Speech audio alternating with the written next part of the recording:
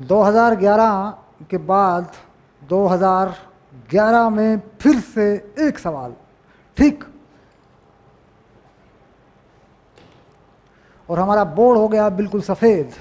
Board को मैं काला कर देता हूँ फटाफट, सिर्फ आप मुझे केवल 10 सेकंड का समय देंगे। देखिए बोर्ड को मैं काला कर देता हूँ, ये देखो मैंने बोर्ड काला कर दिया, फटाफट ब्लैक कर दिया बोर्ड को। देखो ये काले रंग की चौक है, ये मैंने बोर्ड पे चला दी, ये लो, ये लो देखो। और ये आ गया डस्टर, ये देखो बोर्ड काला हो गया, फटाफट हो गया। 2011 में फिर से एक सवाल, सवाल क्या है? हिंदी माध्यम के बच्चों के लिए नीट का full course, NEET, JEE Main, AIIMS, संपूर्ण हल है, सारा हल करेंगे टोटल, ठीक। चलिए मैं आपको दे देता हूं 2011 का एक और सवाल।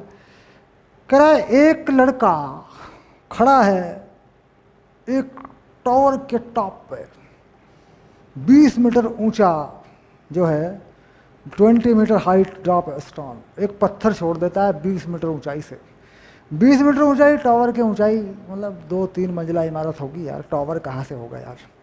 जी का मान 10 है। कहता वो वेलोसिटी बताइए जिससे ये पत्थर जमीन पर टकराता है। तो बड़ा आसान सवाल है यार, पता नहीं मैं क्या सोच रहा था, मैं सोच रहा था इसमें पता नहीं क्या होगा यार। 2011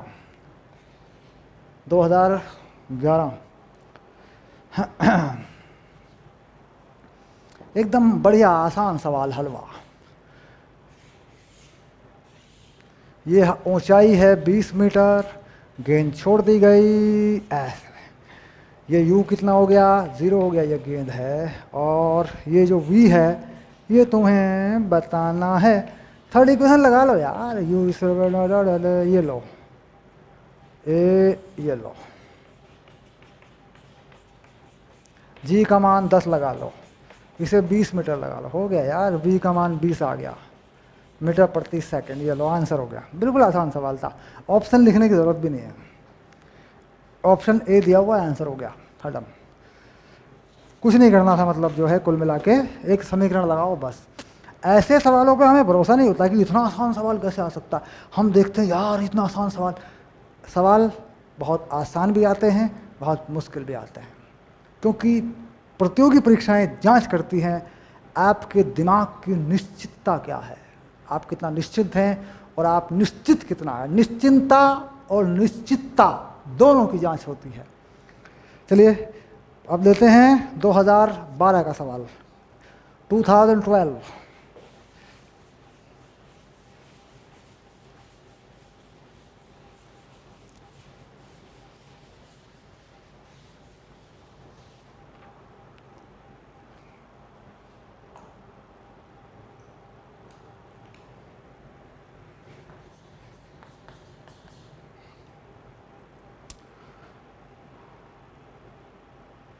कण की स्थिति बताई गई है समय t पर। क्या स्थिति है? x बराबर 8 + 12t - t³, जहाँ t जो है वो समय सेकंड में है और x मीटर में है। जब वेलोसिटी 0 हो जाए तब रिटार्डेशन बताइए। रिटार्डेशन का मान, यानी त्वरण ऋणात्मक आता है तो उसका मान बताइए। रिटार्डेशन का मतलब त्वरण का परिमाण, क्योंकि त्वरण माइनस में आएगा। रिटार्डेशन मतलब मंदम, जिसे कहते हैं मंदम, तो मंदम आएगा तो माइनस में आएगा मान। कहता वो बताइए कब? जब वेग 0 हो, तो यानी जब v 0 हो तो a का परिमाण बताइए। ऑप्शन देता हूँ, हल कर लो। ऐसे कई सवाल तुम लोग कर चुके हो, रिपीट हो रहे हैं सवाल, ये सवाल रिपीट हो रहा है, इसका ये कॉन्सेप्ट रिपीट हो रहा है, सवाल तो नहीं कह सकता मैं। तो A B C D, फटाफट उत्तर निकाल दो। 24 मीटर प्रति सेकंड स्क्वायर। 0 यानी 0, 6 मीटर प्रति सेकंड स्क्वायर, 12 मीटर प्रति सेकंड स्क्वायर। बताओ क्या होगा? वेग शून्य हो तुरंत बताइए, 2 बार अवकलन करना पड़ेगा। चलो देखते हैं, पहले वेग निकालते हैं। पहला अवकलन हो गया 12 माइनस 3t स्क्वायर, ये 0 है। t कमान 2 सेकंड आया, 2 सेकंड पर तुरंत चाहिए क्योंकि वेग 2 सेकंड पर शून्य है, चेक कर लो। तो इसका अवकलन फिर से कर दिया, ये हो गया माइनस 6t, तो a का मान माइनस 12, a का परिमाण 12, उत्तर। बढ़िया सवाल है, हलवा सवाल, एकदम बढ़िया मजेदार।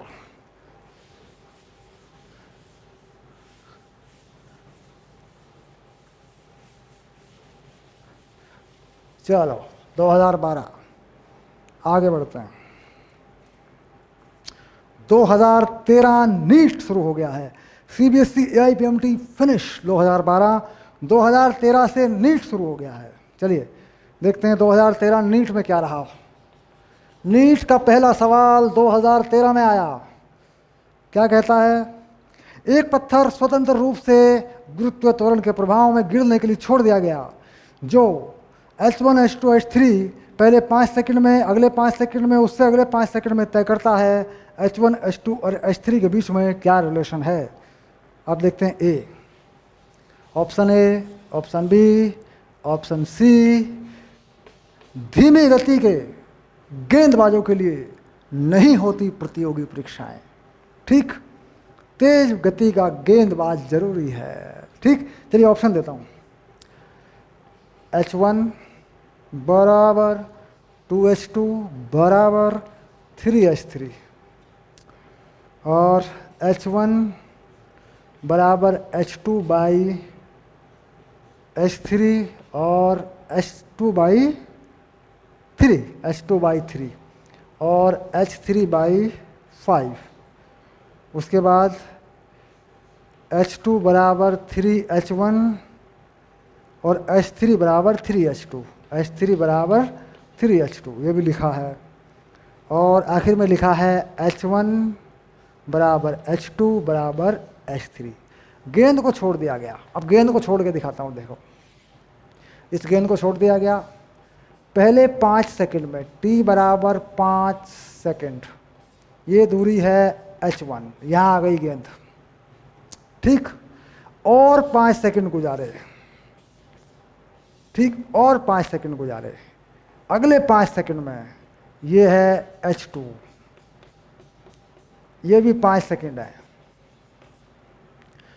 और 5 सेकंड गुजारे, ये है H3 और ये भी 5 सेकंड है, 5 लिख दो, ठीक? ये है मामला, ठीक? तो समीकरण बना के हल करोगे कि डायरेक्ट फंडा लगाओगे? बताओ क्या करोगे? देखो, ए बी सी डी, तो ए से बी, H1 हाफ जी, टी, ये रहा टी, टी क्या है? 5 सेकंड, तो टी लगा दिया, जी टी स्क्वायर। उसके बाद H1 प्लस H2 हाफ जी 2t स्क्वायर। बताओ होगा कि नहीं होगा? अगर मैंने t को 5 सेकंड मान रखा है तो यहाँ तक का टाइम कितना होगा? t प्लस टी यानी 2t, 5 सेकंड लगाने की जरूरत भी नहीं है। और कितनी होगी दूरी? H1 प्लस H2, नो, यहाँ से यहाँ तक लगाओ, H1 plus H2 plus H3 half g 3t square. देखो t यहाँ से लेकर यहाँ तक हो गया। अब क्या मुश्किल है यार, क्या मुश्किल है? H1 आ गया, ठीक? और ये क्या है? H1 प्लस H2, इन दोनों से H2 आ जाएगा। बताओ H2 कितना आएगा? हाफ जी टी स्क्वायर, ये कितना है? 4 हाफ जी टी स्क्वायर, तो half g 3t square. H3 भी आ जाएगा। बताओ H3 कितना आएगा? ये होगा 9, ठीक? इस 9 में से पूरा 4 घटा दो, तो हाफ जी, घटा लो, कोई बड़ी बात नहीं है, 5t स्क्वायर ये आ गया, ठीक? तो कुल मिला के H1 H1 H2 3H1 H3 5H1, देखो है कि नहीं? H1 ये रहा H1 और ये H2 3H1 ये 5H1, देखो हो रहा है कि नहीं हो रहा? बताओ। तो क्या करें? H1 बटे H1 H2 बटे 3 H1 बटे 1 वही है जो H2 बटे 3 है, वही है जो H3 बटे 5 है। सवाल ये हो गया। ठीक, डन, ओके। तो कैसे निकला? कहीं भी 5 सेकंड को लगाने की जरूरत नहीं पड़ी। मैंने 5 सेकंड को टी मान लिया, बस फटाफट लग गई क्वेश्चन। यहाँ तक का टाइम कितना? टी, यहाँ तक का 2t, यहाँ तक का 3t, लगा दिया फटाफट। ठीक, यहाँ तक का H1, यहाँ तक का H1 प्लस H2, यहाँ तक का H1 प्लस H3, फटाफट वैल्यू निकाल दी, हो गया। ये था 2013 नीट में आया पहला सवाल। आगे चलते हैं।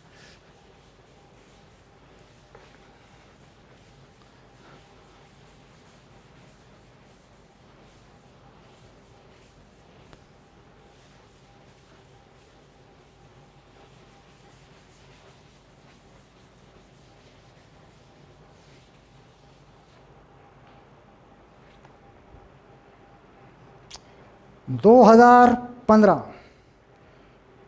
पंद्रह में सवाल आया है, क्योंकि 2014 में वन डायमेंशनल मोशन का सवाल नहीं आया और ये भी वन डायमेंशनल मोशन का सवाल नहीं है।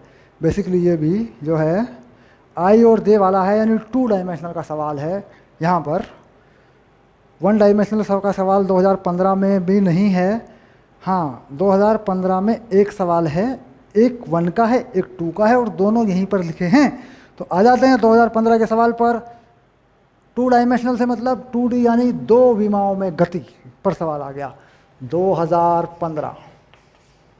ठीक, यहाँ पे लिख दिया, बाकी है तो 2 विमाओं में गति। अभी हम सरल रेखा करते हैं, क्योंकि लेकिन ये भी हमने पढ़ रखा है तो कर लेते हैं इसको भी, कोई बड़ी बात नहीं है।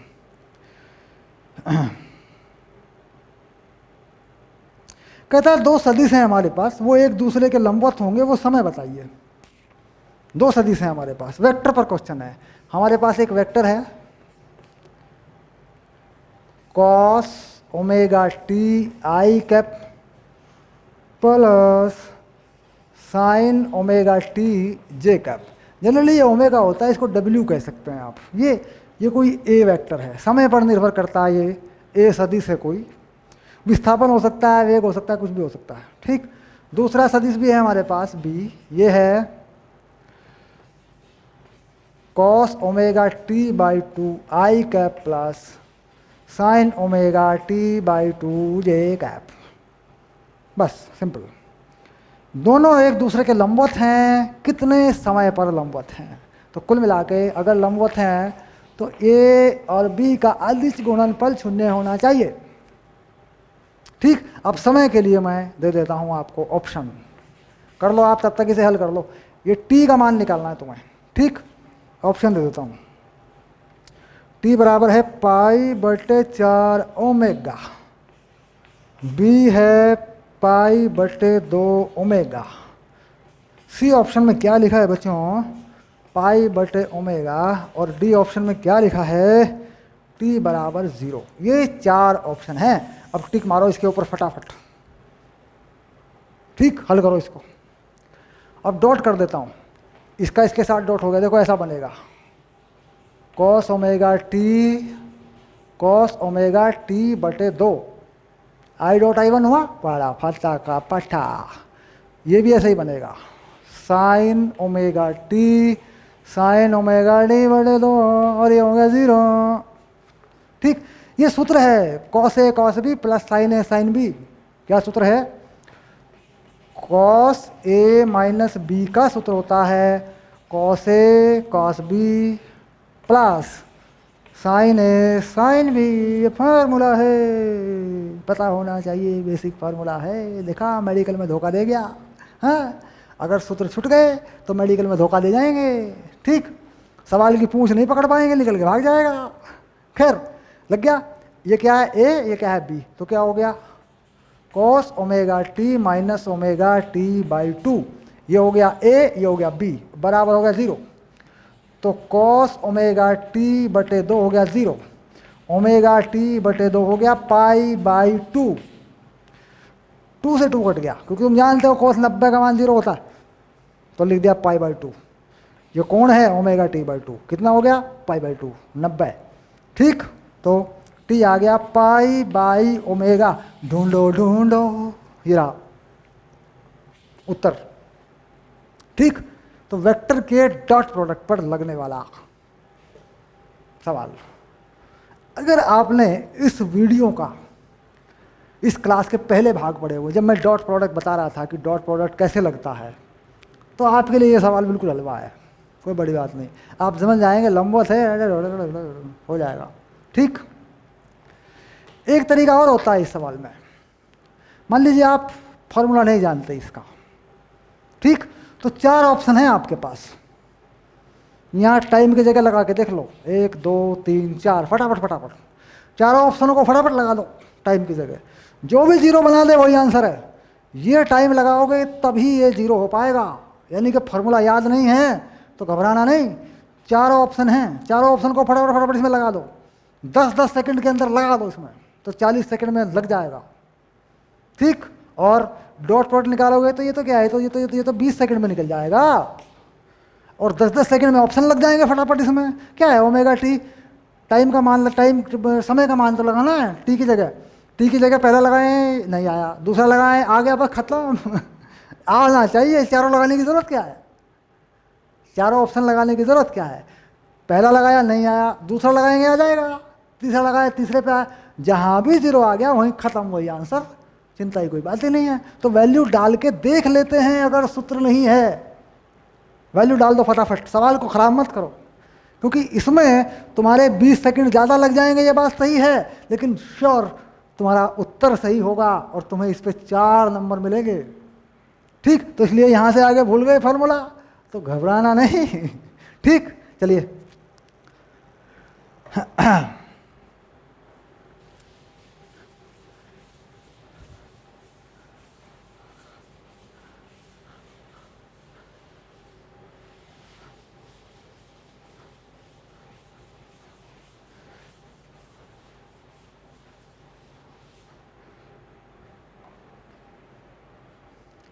नीट 2015, जी नहीं, CBSE AIPMT 2015 का सवाल था ये, CBSE AIPMT 2015 का सवाल एक और है, देख लेते हैं इसको भी क्या कहता है ये।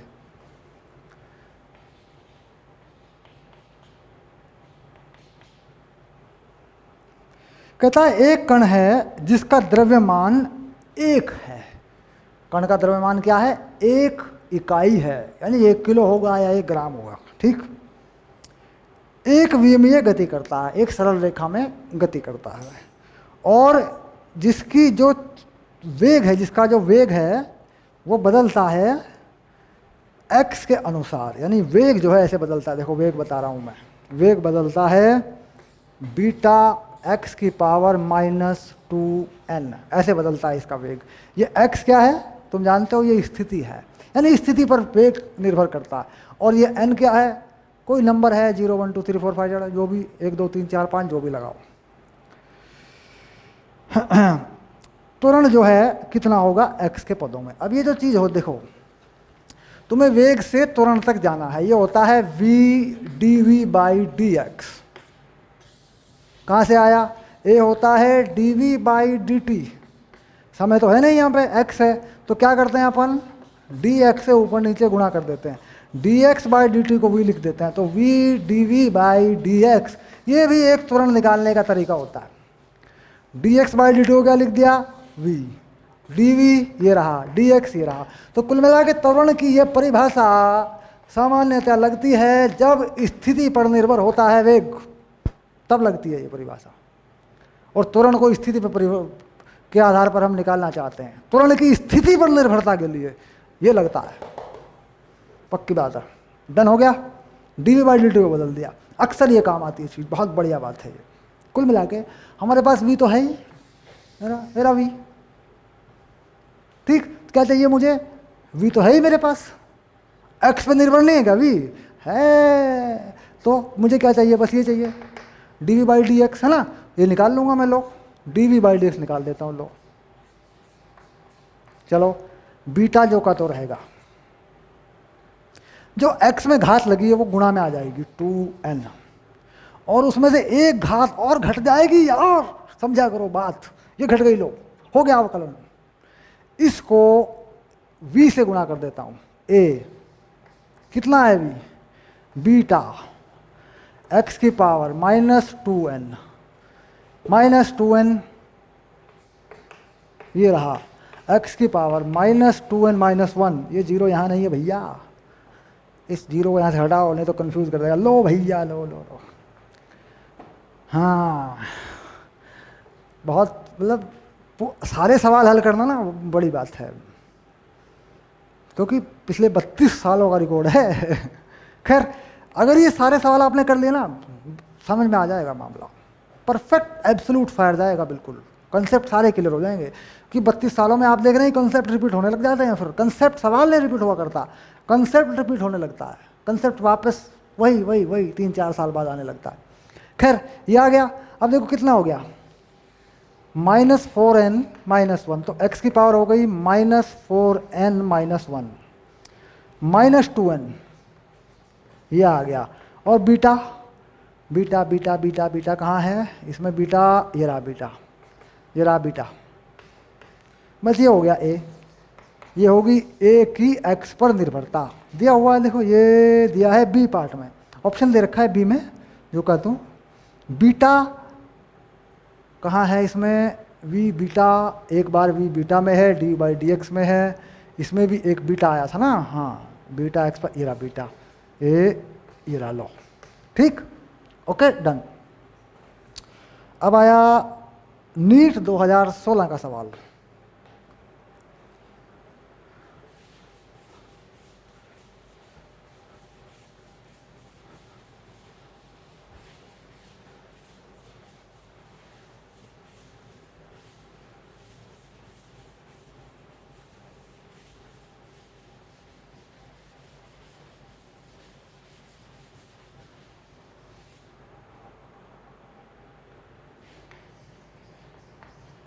नीट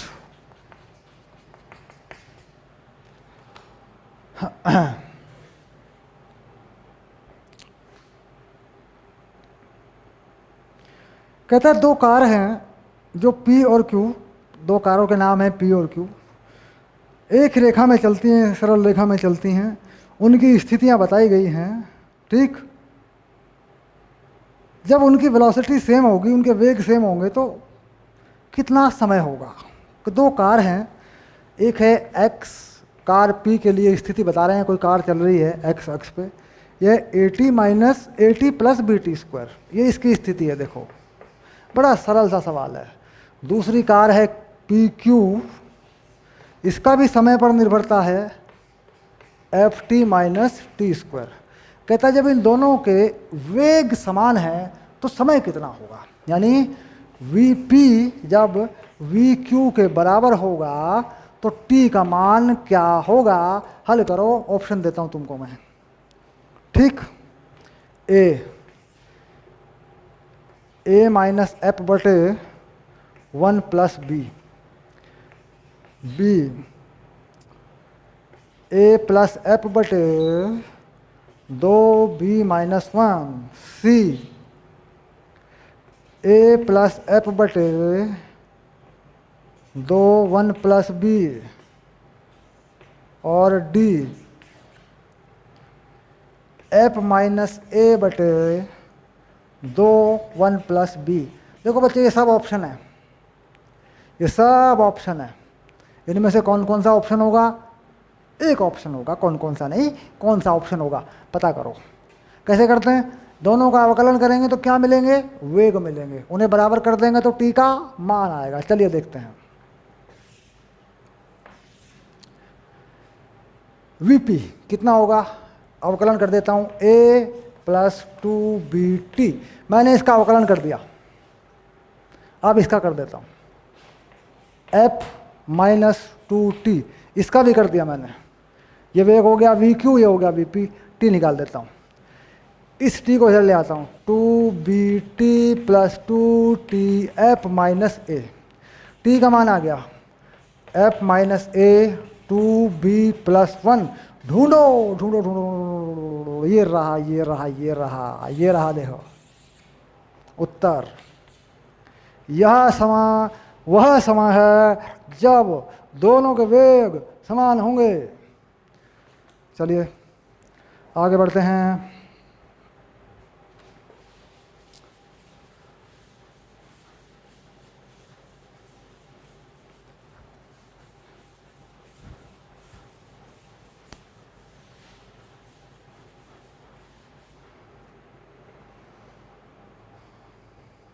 फिर से 2016,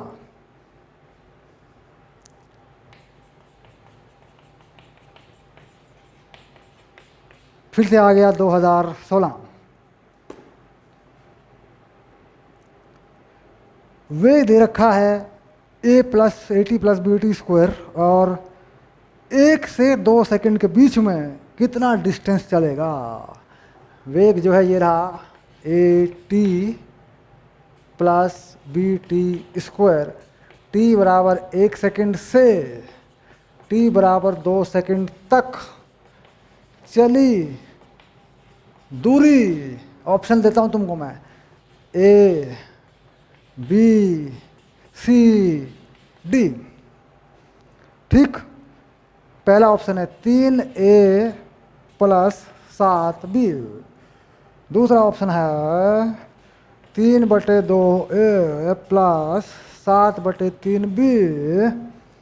और चौथा ऑप्शन है बालक a/2 + b/3। b/3 है भाई, हाँ ऐसे। और यह है 3/2 + 4b, ये है। हल कर लो। तो यहाँ पे देखिए वेग का कोई माइनस होने वाली बात तो है नहीं कुछ। तो यहाँ ये देखें भाई, वेग घटेगा बढ़ेगा, तो सीधा क्या करें, सीधा सीधा समाकलन कर दो, सीमा लगा दो, क्योंकि वेग है और सीमा क्या है 2 से 1 सेकंड। ठीक, तो कर देते हैं समाकलन। समाकलन से क्या बनेगा, विस्थापन बन जाएगा। ये बन गया विस्थापन, डेल्टा एस लिख दो, क्या फर्क पड़ रहा है, एस लिख दो। तो at² + bt³ लिमिट 1 से 2। ठीक, हल कर दो, डाल दो इसमें 2 पहले। तो 2a + 8b/3 लग गया 2, माइनस 1 लगा लो a/2 + b/3। तो कितना हो गया, 3a/2 + 7b/3। कहीं उत्तर नजर आता है क्या मेरे को, ये रहा उत्तर। ठीक, सीधा सवाल है, बिल्कुल स्ट्रेट फॉरवर्ड है, स्ट्रेट है बिल्कुल।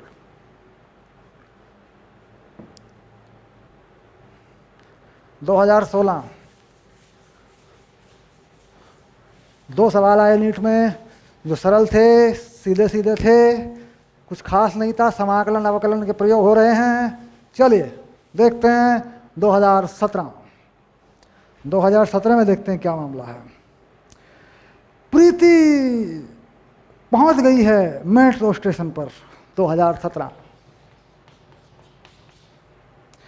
प्रीति पहुंच गई है मेट्रो स्टेशन पर और इसने पाया कि वहाँ जो एस्केलेटर है, यानी जो सीढ़ी है चलने वाली, वो काम नहीं कर रही है। उसने वह ऊपर की तरफ चढ़ गई सीढ़ी पे, टाइम ले लिया t1। सीढ़ी जो है रुकी हुई थी, पैदल चढ़ गई, टाइम ले लिया t1। अगले दिन फिर गई, उसने कहा कि जो है वह खड़ी रही एस्केलेटर के ऊपर, एस्केलेटर चलता रहा, वह खड़ी रही, तो ऊपर चली गई, टाइम ले लिया t2। ठीक, कितना समय लगेगा अगर वह चलते हुए एस्केलेटर पे चलती जाए। सबसे पहली बात आती है कि प्रीति की चाल क्या है। भाई एस्केलेटर जो है नहीं था तो दूरी मान लेंगे, मान लीजिए ये एस्केलेटर है, ये देखिए ये है चलने वाली सीढ़ी, और यह है प्रीति, और ये कितनी दूरी है, ये है s। ठीक, तो एस्केलेटर विराम अवस्था में है तो समय है t1 और ये हो गया S, और ये है प्रीति की चाल V। किसकी चाल है ये V? ये प्रीति की चाल है। ये है पहला दिन, ये पहले दिन हुआ है बच्चों। ठीक, उसके बाद एस्केलेटर चलता रहा, प्रीति उस पर खड़ी रही, तो टाइम है T2 S बाई U। ठीक, U किसकी चाल है? एस्केलेटर की चाल है। ये है दूसरा दिन। ठीक, इसके बाद एस्केलेटर भी चल रहा है, प्रीति भी चल रही है, तो T S चाल हो गई V प्लस U, क्योंकि प्रीति एस्केलेटर पे चल रही है, V प्लस U हो गए दोनों। भाई एस्केलेटर भी चल रहा है, प्रीति भी चल रही है, तो T कितना हो गया? S V S बटे T1 और S बटे T2। तो बच्चों T का मान आ गया T1 T2 बटे T1 प्लस T2। यानी समय वो है जब प्रीति भी चले और सीढ़ियाँ भी चलें, तो इतना समय लगेगा प्रीति को यहाँ से यहाँ तक जाने में। पक्की बात? ये सवाल था इस तरीके से जो वास्तविक घटनाओं पर आधारित है। मान लीजिए आप चलती हुई सीढ़ी पर चढ़ जाएं, कभी देखा होगा आपने, तो सीढ़ी खराब हो तो आपकी कोई चाल तो होगी, तो आप T1 समय में चढ़ जाओगे सीढ़ियाँ। ये सीढ़ियाँ ही तो हैं ऐसे। ये देखो, अगले दिन तुम जाके इस पे खड़े हो गए, एस्केलेटर की सीढ़ी की चाल U है, तो T2 समय में सीढ़ी तुम्हें यहाँ ले जाएगी। उससे अगले दिन तुम्हें जल्दी थी, तो कुल चाल कितनी हो जाएगी? सीढ़ियाँ भी चल रही हैं, तुम भी चल रहे हो, ये हो जाएगी कुल चाल। और चलना तो उतना ही है, दूरी तो यही है। ठीक, तो समय घट जाएगा, लगा दो वैल्यू, ये आ गया। ये था 2017 का सवाल। ठीक, अब चलते हैं 2018 के सवाल की तरफ। देखते हैं 2018 में सरल रेखा में गति में से क्या सवाल आया है।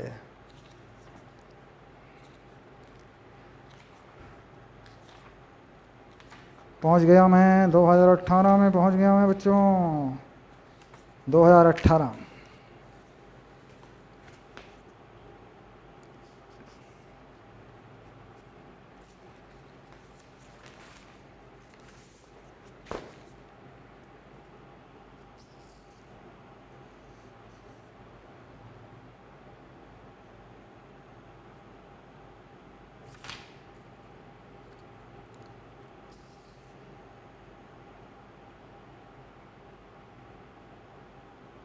दो 2018 की जांच हो रही है बच्चों यहाँ पे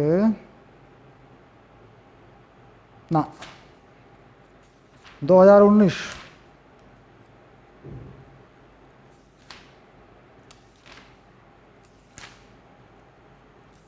अब पहुँच गए 2019। देखते हैं 2019 में क्या आया।